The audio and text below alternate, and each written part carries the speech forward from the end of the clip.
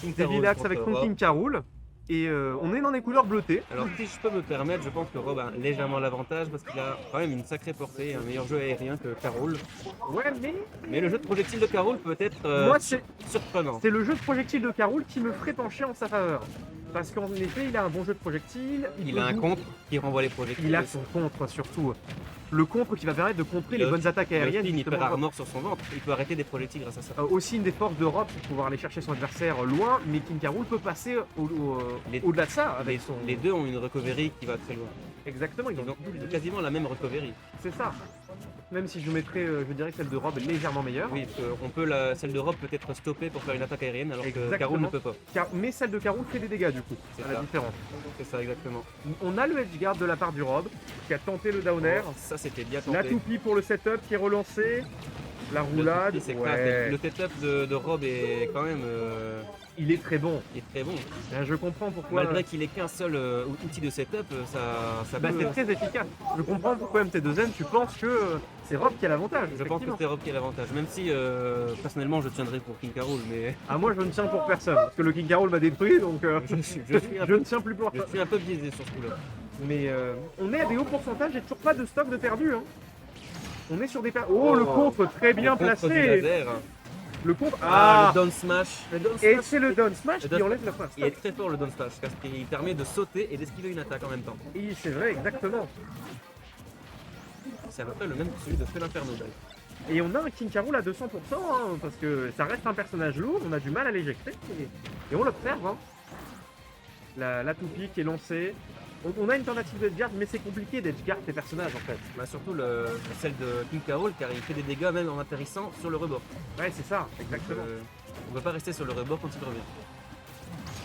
Oh, le retour de toupie avec le contre. En fait, à 223%, il est inarrêtable. On ne peut pas le stopper.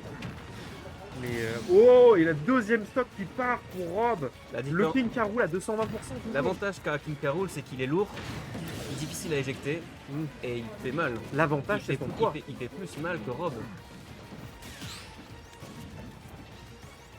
La partie qui est le forward air. Le jeu, voilà, là, on voit les avantages de Rob, le jeu aérien. Le jeu aérien de Rob, oui. Non, mais ce jeu aérien qui est très bon.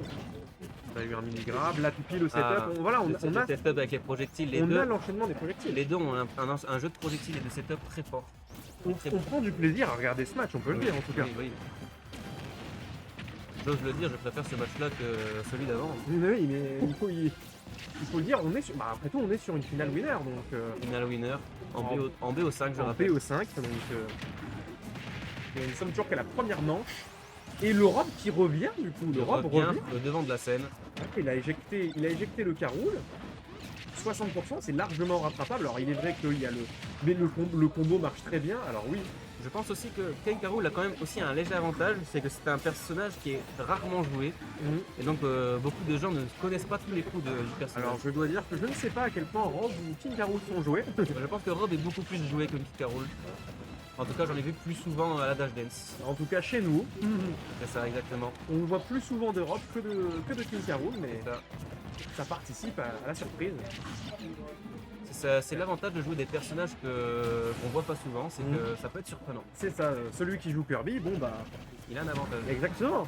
Parce qu'on ne sait pas quels sont les combos d'un Kirby, parce qu'on les voit moins souvent en match.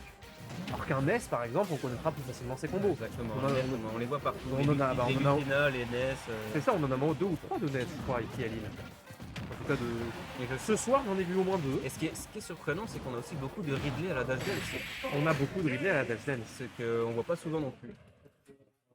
Et du coup, c'est une première manche pour Devilax. D'autres maîtres de la ligue, c'est vrai que. Et Il est en bas de la tier list, le personnage.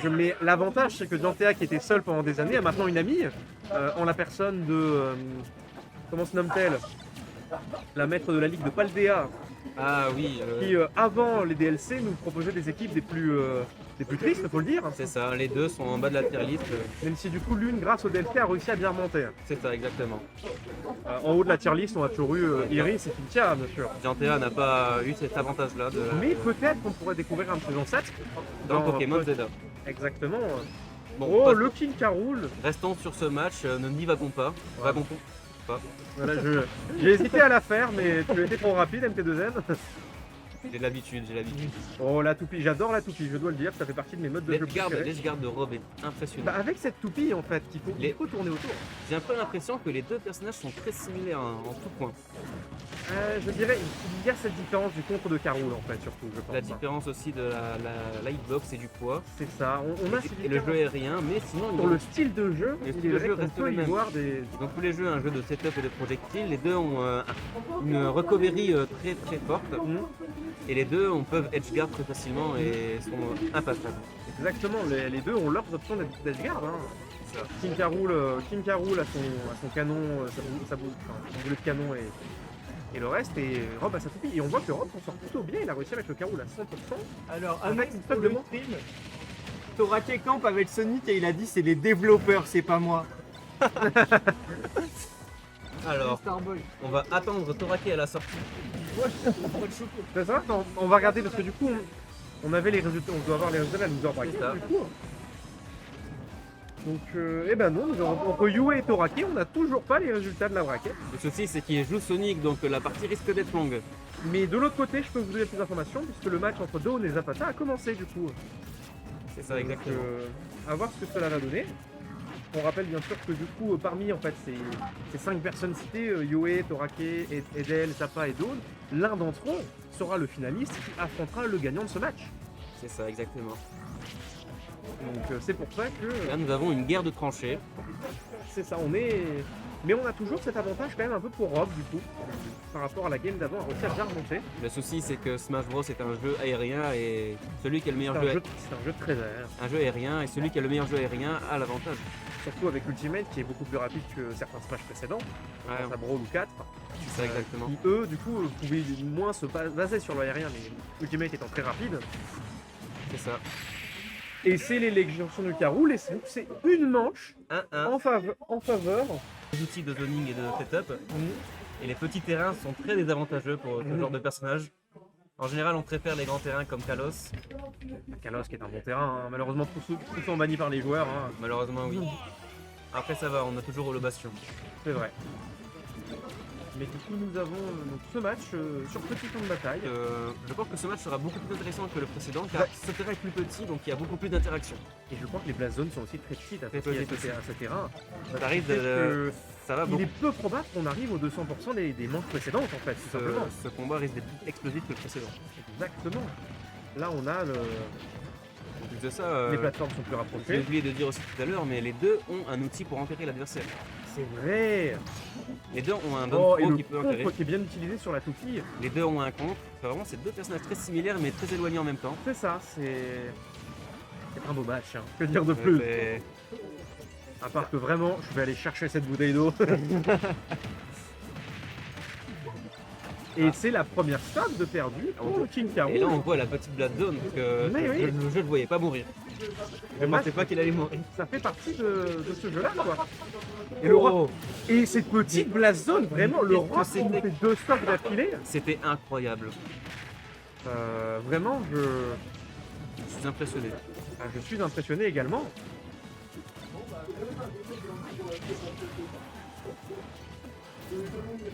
Non, non, on a un très beau cas, un très beau match là. La Tiki, l'Europe qui lâche rien du coup.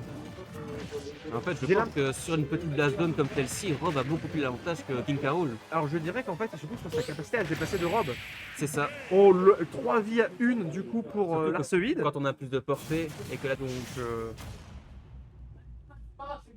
on a le changement du coup de personnage. mi-gunner de la part de... On a ce changement de personnage de la part des villages. Je vais essayer de- Ouais, je l'ai pas. On a ce changement de personnage Mi-gunner qui a et peut-être... on est retourné sur Pokémon Stadium du coup, hein, parce que les Blast Zones ont fait beaucoup de mal. Ouais, je pense que... Non mais Ils ont préféré changer. Villax a eu beaucoup de mal avec cette Blast Zone, mais c'est vrai.